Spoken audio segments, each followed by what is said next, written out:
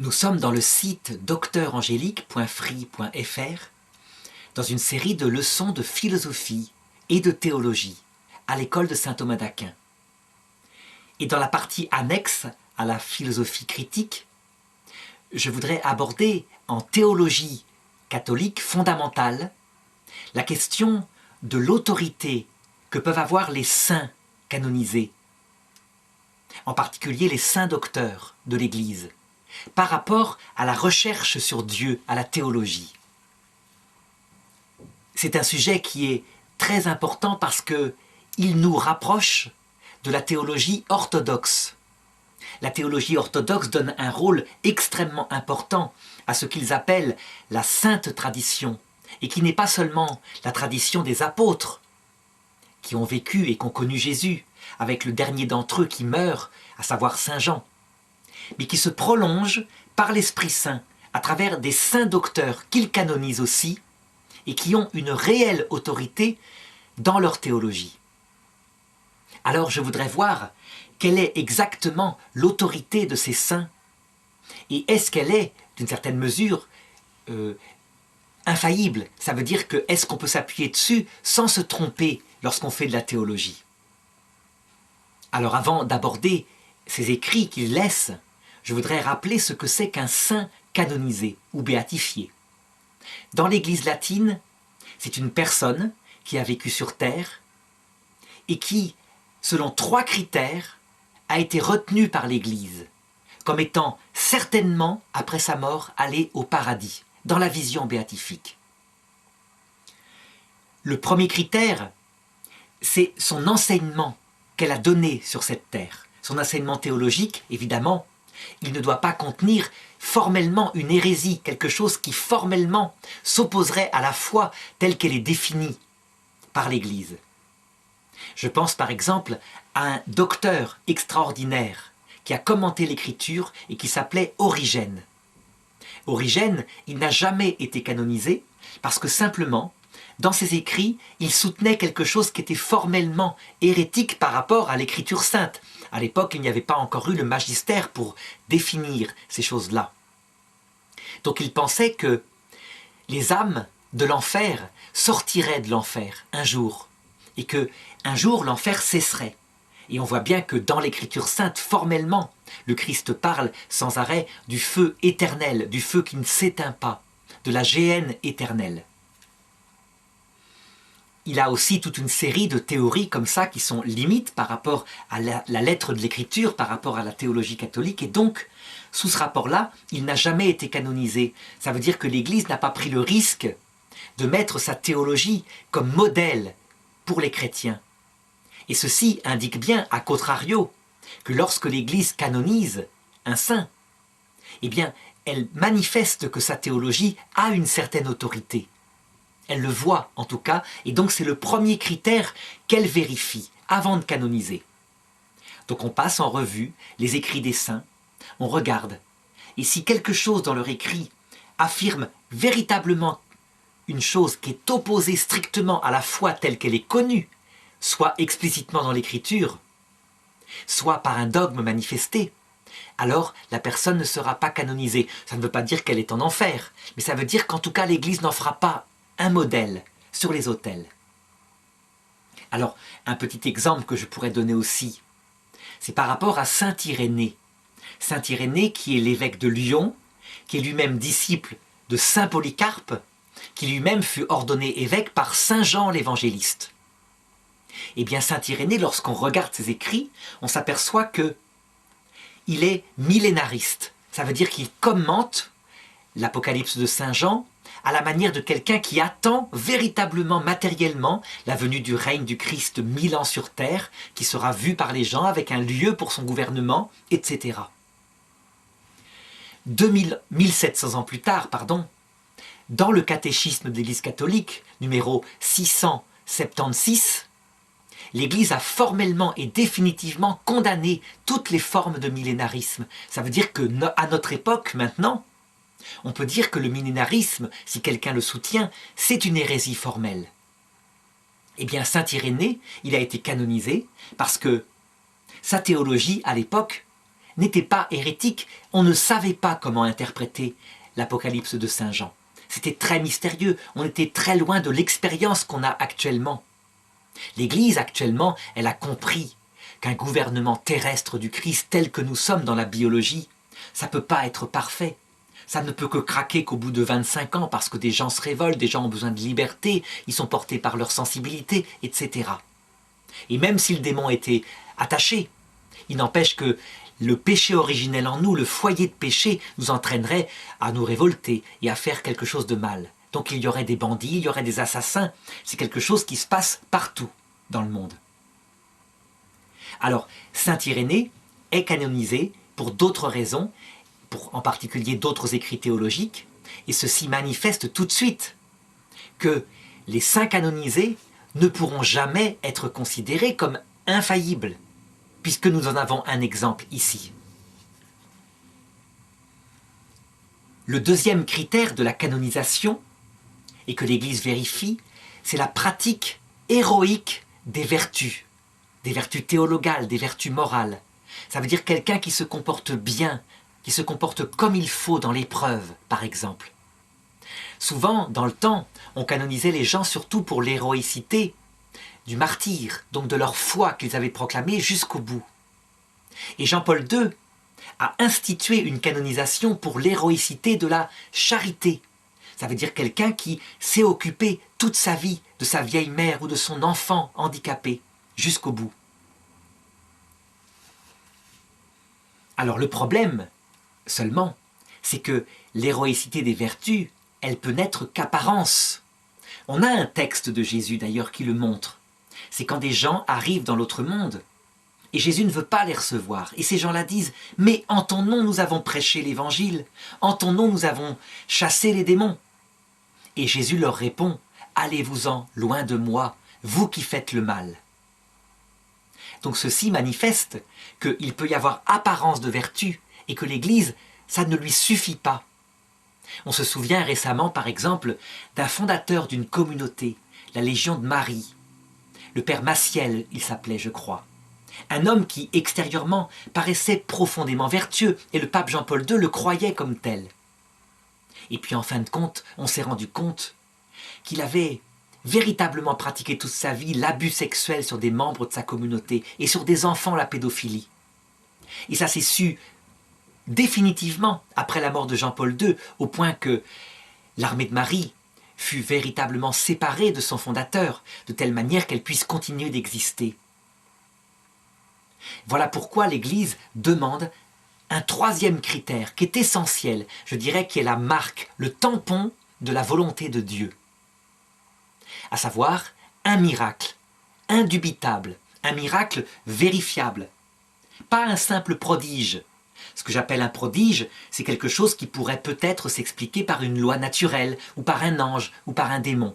Exemple, si quelqu'un a un cancer, et qu'il prie, par exemple, Jean-Paul II, qui n'est pas encore canonisé, quand je fais cette leçon-là, qui le sera bientôt, pour sa guérison, et que le cancer guérit très lentement, en 6 mois, eh bien l'Église ne retiendra pas ce phénomène extraordinaire comme miracle, parce que la médecine connaît des cas mystérieux de guérison de cancer comme ça, en quelques mois. Donc la nature peut le permettre. Par contre, si un cancer, avec une tumeur gigantesque par exemple, très avancée, à la prière de Jean-Paul II, est guéri instantanément, là, comme un instant, le lendemain, on va voir la radio, il n'y a plus rien, alors que la veille, il y avait une énorme tumeur. Alors ce sera reconnu véritablement comme un miracle, parce que une telle disparition de matière, une guérison instantanée, elle implique certainement la puissance de Dieu qui manifeste par là sa volonté.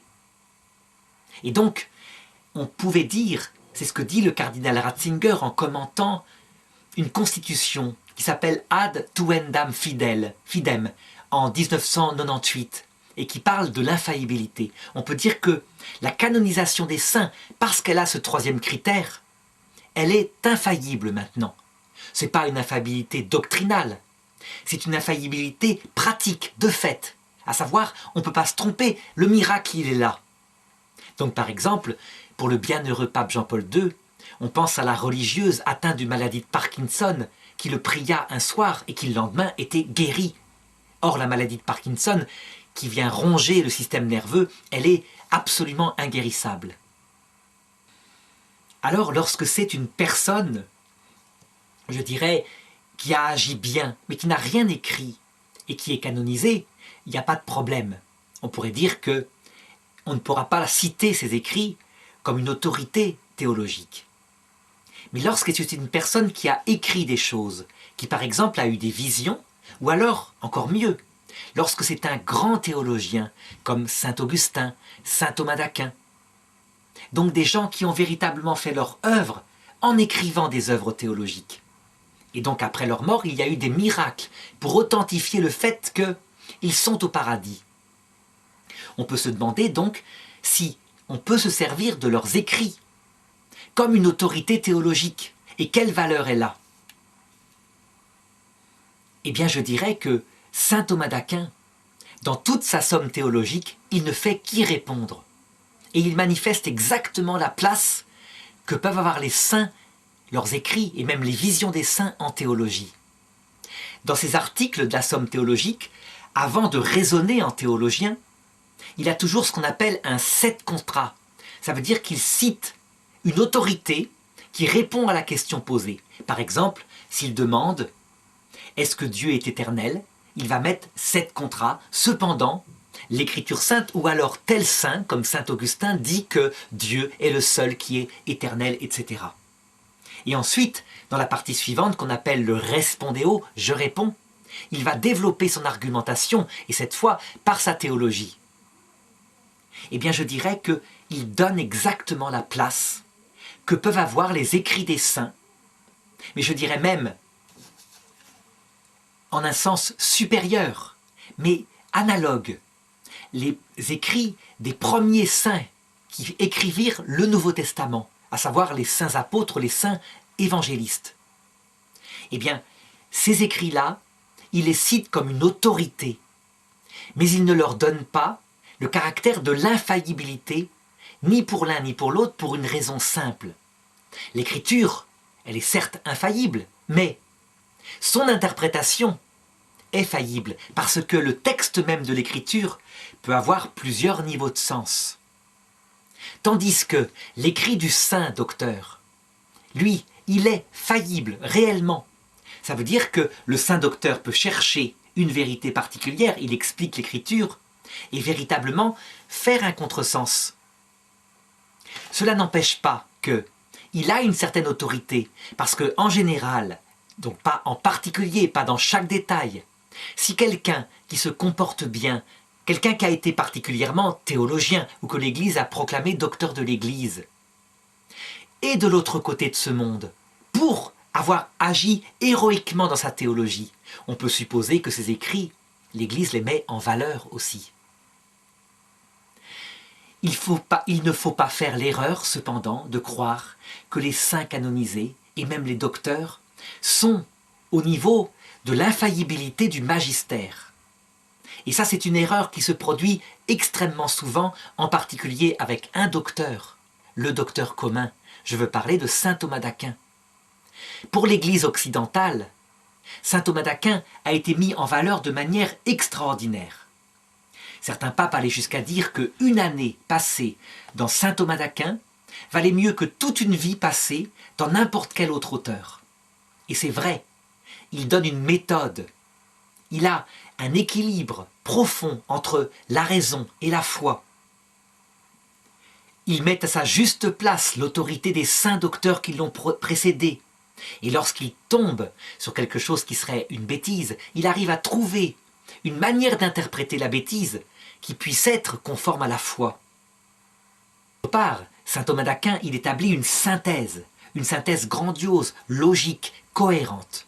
Et donc, dans certains milieux, on a tendance à dire que saint Thomas d'Aquin est le magistère infaillible, qu'il ne peut pas se tromper, que sa synthèse, puisque les papes l'ont tant vantée, elle est forcément la bonne. Eh bien, il y a là une erreur de théologie fondamentale. En se fixant sur saint Thomas d'Aquin, aussi grand soit-il, et en l'identifiant au magistère infaillible, on bloque toute avancée de la théologie qui se fonde, elle, sur le seul domaine où il y a un charisme d'infaillibilité, à savoir les papes et les conciles lorsqu'ils proclament une vérité universelle du salut. Là seulement s'exerce l'infaillibilité, et je dirais même de manière supérieure à l'écriture, en ce sens que le langage utilisé par le magistère ne se veut pas analogique, métaphorique. On ne parle pas, par exemple, dans l'écriture, de manière poétique, du bras de Dieu dans le magistère, mais on va utiliser des langages au sens propre, à savoir la toute-puissance de Dieu, pour exprimer la même chose. Mais l'écriture, elle use de tous les styles, la poésie, et donc on pourrait très bien se tromper en disant « c'est donc que Dieu a un bras puisque c'est marqué ». Eh bien non. Le texte, si on le prend au sens littéral, matérialiste, on a failli. Ça ne veut pas dire que l'écriture est faillible, mais que notre interprétation, fragile par rapport à une écriture qui n'est pas simple, peut être faillible. Au contraire, dans le magistère, non seulement il y a un charisme qui protège, mais le langage se veut précis, philosophique, presque technique, de manière à ce qu'il ne puisse pas y avoir d'ambiguïté.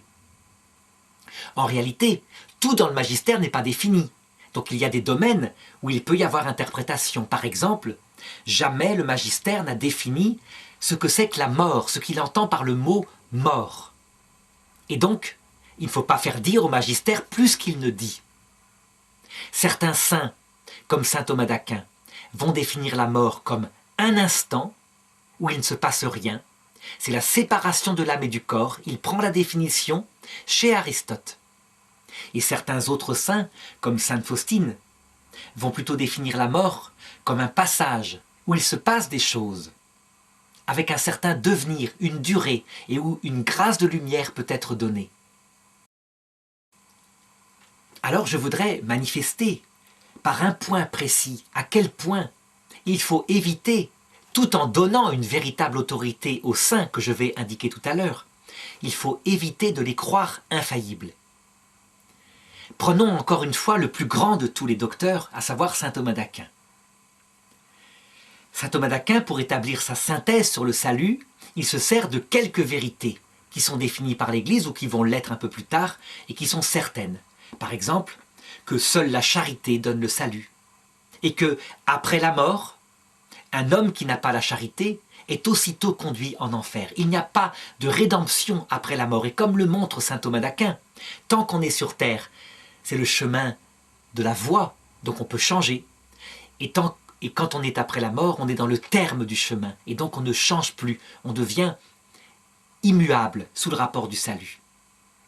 Et donc, il en conclut, forcément, que des personnes peuvent aller en enfer alors qu'elles n'ont rien commis de coupable, mais simplement parce que, par exemple, elles sont mortes bébés, sans avoir été baptisées.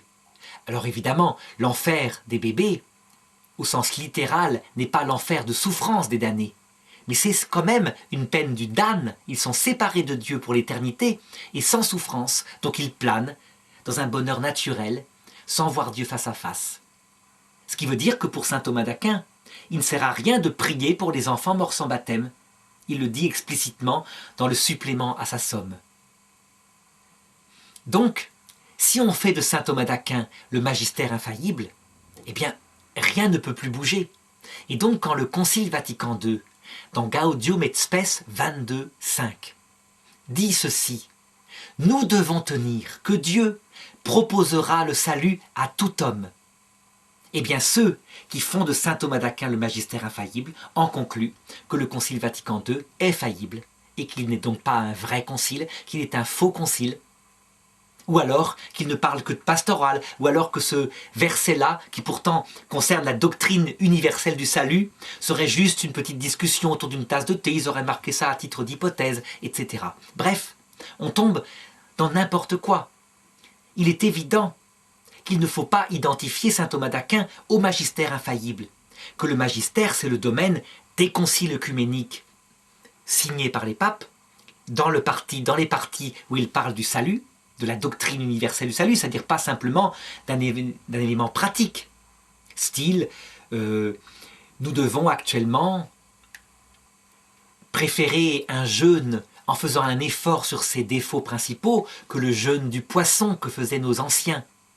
Ça, c'est de la pastorale de terrain. Ce n'est pas une doctrine universelle du salut. La doctrine universelle du salut, c'est quelque chose qui est valable pour tous les temps et pour tous les lieux. À savoir, par exemple, nous devons tenir que Dieu proposera son salut à tout homme. Alors ceci étant dit, ayant bien compris que l'autorité des saints ne saurait être identifiée à l'infaillibilité du magistère, est-ce qu'ils ont une autorité ? Certains théologiens disent non, et en particulier sur les visions, comme par exemple ceux de sainte Catherine de Gênes, qui voit le purgatoire sous forme de 3 étapes où l'âme se perfectionne. Ils disent, on ne peut pas se servir des visions de ces saints pour faire de la théologie. Eh bien je répondrai qu'en réalité, ils sont trop, je dirais, manichéens. Ils vont trop loin dans l'exaltation d'un côté de l'autorité infaillible du magistère, et dans le rejet de l'autre côté de l'autorité des saints. En réalité, ce n'est pas comme cela, tout ou rien. C'est quelque chose de souple. Les saints ont donc une véritable autorité théologique. On peut le penser, parce que s'ils ont dit quelque chose, en particulier une vision comme cela, c'est donc que ça doit être plus ou moins vrai. En tout cas, on en a bon espoir. Il ne faut pas cependant leur attribuer une autorité infaillible, parce que, en considérant les écrits des saints, et même leur vision, et même leur conception théologique, on ne cesse d'y trouver des contradictions. Ça veut dire quoi ? Que tout simplement, dans leur vision, ils ne peuvent pas s'empêcher de mettre leur interprétation selon la mentalité de leur époque.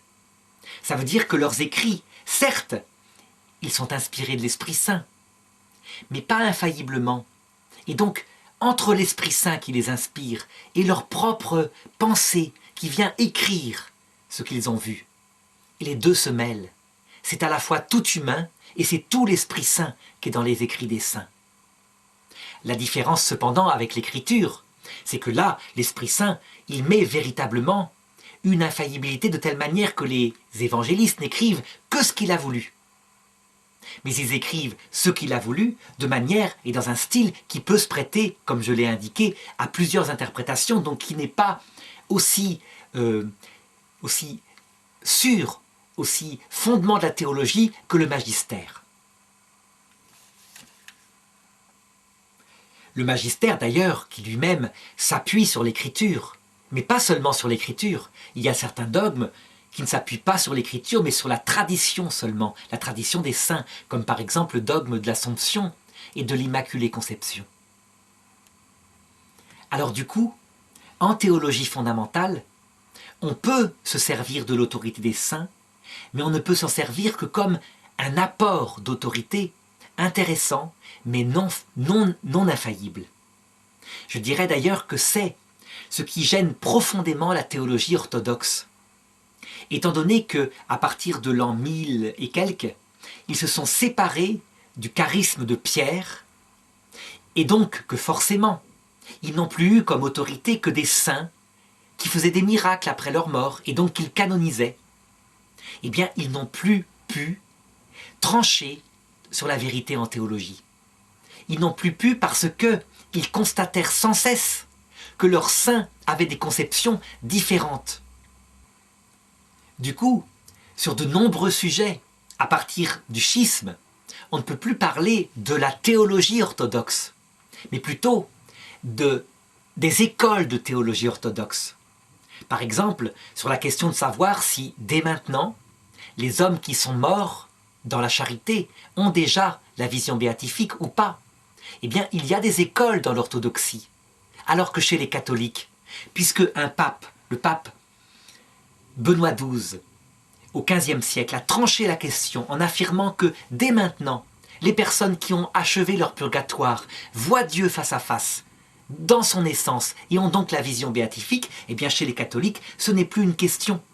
La certitude est là, absolue. Certes, ce dogme infaillible, il est fondé sur un texte de l'Écriture, quand Jésus dit au bon larron, « Aujourd'hui, avec moi, tu seras dans le paradis ». Le problème, c'est que l'Écriture elle-même, elle ne définissait pas ce qu'elle entendait par paradis. Est-ce que c'est le troisième ciel tel que le définit saint Paul? Ça veut dire quand on voit le Christ dans sa gloire de son humanité sainte, manifestée. Ou est-ce que c'est le septième ciel, à savoir la vision béatifique? Ça veut dire quand on voit le Verbe dans sa divinité face à face avec le Père et le Saint-Esprit. Eh bien l'Écriture, elle ne le précise pas. Eh bien le dogme, lui, il le précise en termes exacts, précis. Et donc Benoît XII, dans sa constitution Benedictus Deus, précise bien qu'il entend par là la vision béatifique, la vision de l'essence de Dieu qui fait disparaître la foi et l'espérance et qui ne permet de demeurer que la charité. Comment est-ce que le théologien peut donc se servir des écrits des saints? Eh bien je dirais qu'il s'en sert un peu comme saint Thomas d'Aquin. Il peut les citer, il les cite à titre d'autorité. Par exemple, dans une recherche qui essaierait d'établir qu'il existe, mettons, des âmes du Shéol encore maintenant, qui ne sont donc pas au paradis, qui ne sont pas sur terre, qui sont mortes et qui sont errantes dans le lieu où elles ont vécu. C'est compliqué. Eh bien, le théologien, il va chercher chez des saints si par hasard il n'y aurait pas un récit comme cela. Et il peut en trouver, il en trouvera. S'il en trouve un, comme par exemple chez saint Bernard, dans sa vie de saint Malachie, où il décrit précisément la vision de saint Malachie par rapport à sa jeune sœur qui était morte récemment, et qu'il avait vue sous forme d'un esprit, d'un fantôme, qui essayait de rentrer dans son corps comme pour revivre, et qui après tristement assistait à la messe de son frère, saint Malachie. Eh bien, on peut citer cette autorité de saint Bernard, qui en plus est docteur de l'Église, qui a bien connu saint Malachie. Mais cette autorité sera citée à titre faillible, comme un signe de crédibilité. Ça a une force, mais ce n'est certainement pas une preuve définitive. Et donc le théologien, s'il veut ensuite établir qu'il y a encore actuellement des âmes errantes dans le lieu où elles ont vécu, il faudra qu'il pose un raisonnement théologique, cette fois, en s'appuyant sur l'écriture, en s'appuyant éventuellement sur l'expérience des exorcistes qui en parlent, et puis en raisonnant la possibilité que quelqu'un ne soit pas encore dans le jugement dernier, n'ait pas subi son jugement dernier, et pourtant soit morte. La possibilité que ce soit vrai, malgré les dogmes qui disent que, aussitôt après la mort, une âme est conduite en enfer si elle n'a pas la grâce. Il devra donc, sans doute, le théologien, chercher à voir si la mort n'est pas un devenir. C'est une recherche théologique, et on voit exactement la place de l'écrit du saint. L'écrit du saint, finalement, il a véritablement un rôle sur l'intelligence de ceux qui regardaient cette question, comme celle que je viens de prendre comme exemple, avec suspicion. C'est vrai que si un théologien actuel osait parler du phénomène du shéol, sans avoir une autorité pour l'aider, il serait considéré comme un rigolo, c'est très clair. Mais s'il peut trouver l'autorité qui l'appuie d'un grand docteur de l'Église comme saint Bernard, alors tout d'un coup, on se mettra à mieux écouter son propos. Cependant, en stricte théologie fondamentale, cette autorité, elle est simplement un support qui facilite, après, la recherche de l'intelligence pour l'auditeur d'une telle leçon. Pas plus que cela. Alors en conséquence, lorsque j'entends certains théologiens qui disent que la théologie ne peut pas s'appuyer sur la vision des saints canonisés, des saints docteurs, elle ne peut en aucune façon. Pour eux, elle s'appuie sur l'écriture et éventuellement sur le magistère. Eh bien, je dirais qu'ils sont excessifs. En réalité, ça a un rôle très important, et c'en a eu un précisément. Parce que sur certains détails qui ne sont pas précisés par l'écriture, comme par exemple la nature du purgatoire, on ne peut pas nier l'apport immense de sainte Catherine de Gênes, cette sainte qui eut la vision de ce que c'était que le purgatoire. En lisant son petit traité du purgatoire, on comprend la cohérence de tout cela. Elle ne le fait pas en théologienne, elle le fait en visionnaire. Donc ce n'est pas à strictement parler de la théologie, même si son langage utilise des mots très précis. On sent qu'elle a travaillé son traité. Eh bien je dirais que ça a une véritable autorité théologique. Évidemment, il va falloir que le théologien restructure, simplifie, formalise à partir d'autres notions. N'empêche que s'il méprise l'apport d'une sainte comme Sainte Catherine de Gênes, on peut dire qu'il passe à côté de choses très importantes. Donc pour résumer et pour conclure, l'utilisation des saints canonisés est véritablement utile en théologie, à condition de ne pas leur donner un sens trop grand, plutôt une autorité trop grande, ou une autorité pas assez grande. La juste autorité, c'est qu'ils ne sont ni infaillibles, ni rien du tout, ils sont entre les deux, ils sont un apport important qu'on doit regarder et qui après permettra d'appuyer une recherche en théologie.